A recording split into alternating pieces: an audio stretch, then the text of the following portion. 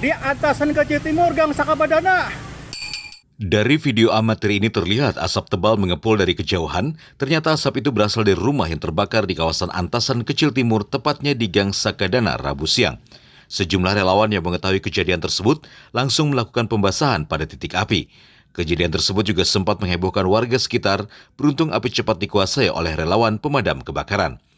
Totalnya untuk sementara ada 5 rumah yang terbakar, diduga api berasal dari arus pendek listrik salah satu rumah yang terbakar.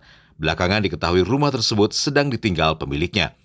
Menurut salah satu saksi, Abdul Manan, kondisi angin yang cukup kencang berhembus menjadi salah satu penyebab api juga menghanguskan rumah yang berada di seberangnya. Jadi kejadiannya api itu dari bawah, yang kami lihat di bawah, Ayu soalnya melihat dari bawah, terus naik ke atas, langsung nyambar. Soalnya di atas tuh ada kabel.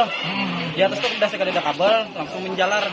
Angin langsung kencang arah ke situ, langsung menaik kabel.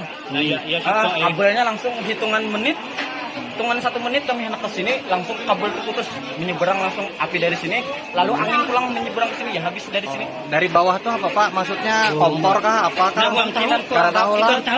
Kita dilihat tuh kemungkinan Kabel di bawah. Tadi langsung besar. Pas lighting listrik lah. Soalnya di atas tuh kan ada kabel.